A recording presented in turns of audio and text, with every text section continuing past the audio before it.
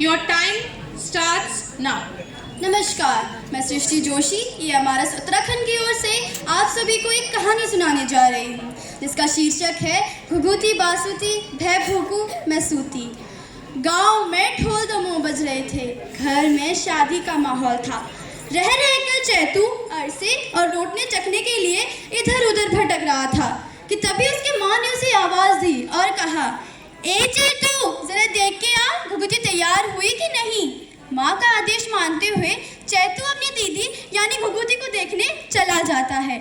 घुघुती सुंदर लाल साड़ी में लिपटी बैठी थी। उसके आसपास उसकी सहेलियाँ हंसी ठिठोलियाँ कर रही थी कि तभी चैतू भी वहाँ पहुँच जाता है और कहता है, दीदी जल्दी चलो, शायद माँ ने हमें अरसे और पकोड़े खाने के लिए बुलाया है। जल्दी चलो वरना सब ठंडे हो जाएंगे।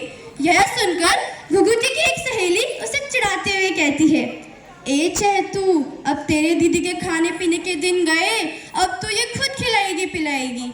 यह सुनकर चैतू सोच में पड़ जाता है और कहता है, क्यों दीदी, तुम कहाँ जा रही हो। फिर घुघुती कहती है, चैतू, मैं ससुराल जा रही हूँ। हर लड़की को अपना घर छोड़ के जाना पड़ता है।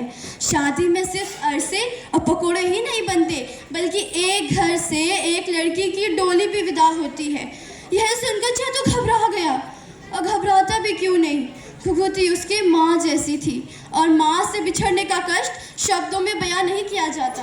तो वो घबराते हुए घुघुती से पूछता है, तो दीदी तुम मुझसे मिलने कब वापस आओगी।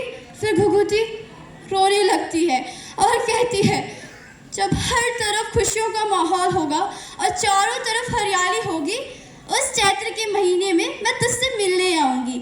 यही आश्वासन पाकर चैतू अपने दिल को मजबूत बनाते हुए अपनी दीदी को दूर एक गांव में विदा कर देता है। दुख तो समय के साथ कट जाते हैं, लेकिन यादें, उनका कोई हिसाब नहीं होता। दिन बीतते गए, महीने बीतते गए और ऐसे साल गुजर गए। चैतू हर चैत्र के महीने में घुघुती की राह देखता, लेकिन वो ना आई। वहीं दूसरी छोर घुघुती के सामने कभी न खत्म होने वाला काम था।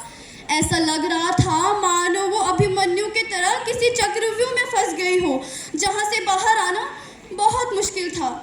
मन उसका भी करता जब वो अपने ससुराल की औरतों को मायके जाते हुए देखती, लेकिन अपने काम के वजह से वो हर बार अपना मन मार देती। छोटा चैतू बड़ा हो गया था। अब उसकी घुघुती से मिलने की ललक जिद में बदल गई थी। तो उसने तय करा कि वो घुघुती से मिलने यानी अपनी दीदी के ससुराल जाएगा।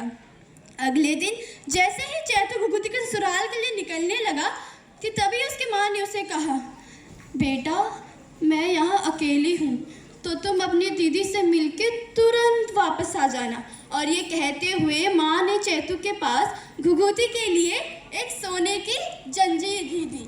चैतू ने माँ को अलविदा करा और अपने दीदी के गांव के लिए निकल पड़ा। घना जंगल, ऊबड़ खाबड़ पहाड़ों को पार करते करते शाम तक चैतू अपनी दीदी के गांव पहुंच गया। जैसे ही चैतू ने घर में प्रवेश करा तो उसने देखा कि घुघुती सो रही है। तो उसने उसे उठाना उचित नहीं समझा। वो उसके पास जाकर बैठ गया। पूरी रात इंतजार करा, लेकिन घुघुती ना उठी। कि अचानक से चैतू को अपनी माँ की बात याद आई कि वो घर पे अकेली है।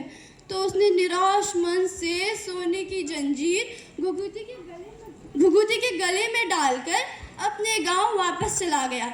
और तो और चैतू ने घुघुती के लिए पत्र भी लिखकर उसके पास रख दिया और अपने गांव वापस चला गया।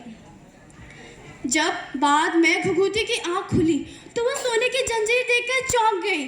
जब उसकी नज़र पत्र पर पड़ी तो वो थोड़ा सहम गई।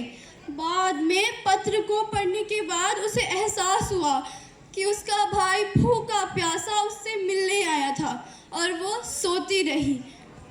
दुख और निराशा ने घुघुती को घेर लिया। वो फूट फूट कर रोने लगी और बार बार रोते रोते कहने लगी, मैं घुघुती भय भूख